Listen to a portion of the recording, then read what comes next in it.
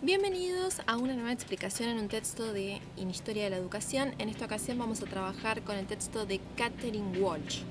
Bien, este texto se corresponde con el eje transversal de colonialidad del saber y del poder, que lo vamos a unir con el video anterior de Edgar Lander. Bien, este es el segundo texto que hacemos mención para poder trabajar con este eje, y antes que nada les voy a comentar acerca de quién es Catherine Walsh. Ella es investigadora justamente acerca de este tema, la colonialidad, modernidad y sistemas decoloniales. En principio van a ver que la mayoría de sus escritos e investigaciones están situados en Ecuador, en Colombia, y este texto no es la excepción. El texto que ustedes van a trabajar forma parte de una conferencia que fue escrita en una revista, de la cual solamente seleccionamos la introducción, por lo cual tienen 4 carillas en el cual ella va instalando una discusión.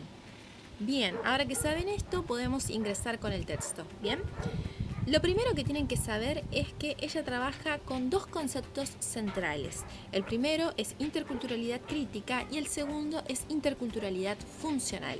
Pero primero vamos a empezar por interculturalidad funcional, que nos va a servir de plataforma para poder entender el otro concepto. Bien, cuando nosotros hablamos de interculturalidad, básicamente estamos pensando en la relación que existe entre culturas. Básicamente sería eso. Pero a un grosso modo y avanzando más en la descripción de este concepto, vamos a pensar en la interculturalidad funcional como aquella que nos permite entender que las relaciones entre culturas son en forma de tolerancia o en forma de aceptación. Pensemos en un ejemplo cotidiano.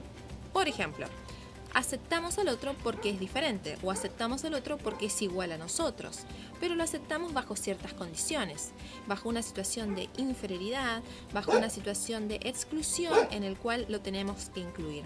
Esto es lo que va a criticar la autora. Para ella, la interculturalidad funcional es una invención de los estados modernos para seguir sosteniendo una relación de desigualdad con las culturas. ¿Pero con qué culturas? Con las culturas originarias, con las culturas de los pueblos originarios, básicamente que han sido soslayadas por el modo eurocéntrico, heteropatriarcal de la cultura occidental. Bien, por lo tanto, esta primera categoría de interculturalidad funcional, ella la presenta para poder criticarla.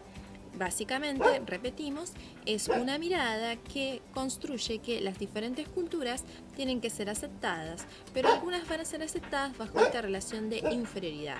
Pensemos, si no, en un ejemplo en nuestra región acerca de cómo es vista la cultura mapuche en la escuela. Es vista bajo un rasgo de folclorización. Se enseña a dibujar un cultrún, se habla de ciertas palabras, se traducen al mupodungún, pero ninguna de ellas lleva a una relación de problematización de cómo es el pueblo mapuche, de qué relaciones de poder se han gestado alrededor del mismo. ¿Bien?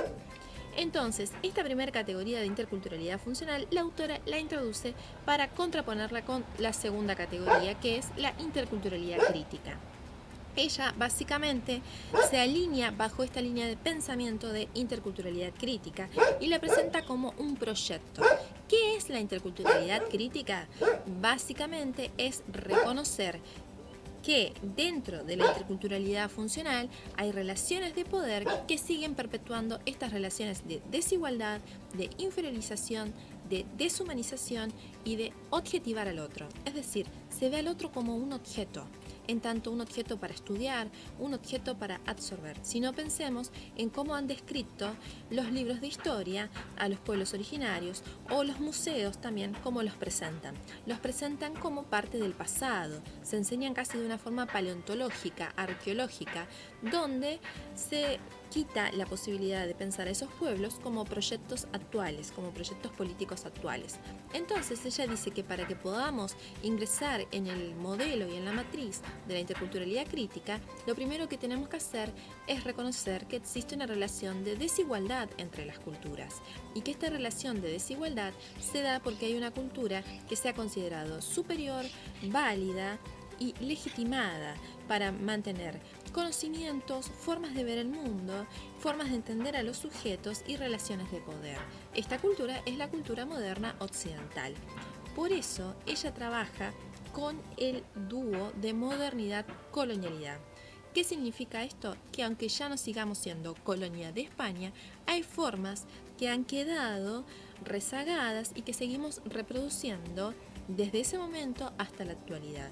Y esas formas tienen que ver básicamente con la construcción del conocimiento, con la construcción de cómo miramos a las culturas, con la construcción de lo que se considera razonable o no razonable, con las concepciones acerca de quienes están más cerca de la humanidad y quienes se dudaría de su humanidad, de su historia, de su cultura y de sus conocimientos. Pensemos nuevamente, pensemos en cómo ciertas culturas, sobre todo de los pueblos originarios, son, digamos, de alguna manera reducidas para ser enseñadas en la escuela. Por lo tanto, lo que ella plantea es que para que podamos ingresar en esta mirada crítica de interculturalidad, lo primero que tenemos que hacer es problematizar cuáles son nuestras matrices y nuestras formas de nominar a los otros, a esos otros entendidos como sujetos históricos y atravesados por relaciones de poder. Pongamos ejemplos. ¿Cómo vamos a enseñar la historia? ¿Desde qué miradas? ¿Desde una mirada monocultural? ¿Desde la mirada del progreso? ¿Desde la mirada básicamente de que, por ejemplo, la campaña del desierto fue necesaria para instaurar la paz y la administración? ¿Desde qué lugar se va a seguir enseñando en los actos escolares? ¿Quiénes ocuparían tales lugares? ¿Por qué diagramamos y seguimos pensando la historia de una única manera? Básicamente la interculturalidad crítica pretende romper con todas esas formas acostumbradas, occidentales, heteropatriarcales, de sostener la historia, de sostener la concepción de mundo.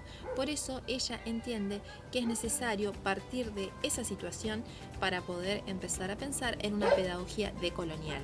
Es decir, una pedagogía que nos permita problematizar las concepciones de saber y de ser en el mundo. Hasta acá, esto sería una breve explicación del texto de Katherine Walsh. Ustedes dentro del texto se van a encontrar con mayores descripciones y, digamos, con la afirmación de que justamente la interculturalidad crítica nos viene a proveer de una forma diferente de entender las relaciones de poder y de conocimiento. Bien, dejamos el foro abierto de dudas y consultas acerca de los dos textos. Sugerimos el ingreso primero por el texto de Lander y después que puedan venir al texto de Katherine Walsh. Sí, estamos disponibles para todas las consultas que quieran y bueno, esperamos que podamos acompañarlos desde estos videos con la explicación de los textos. Nos vemos.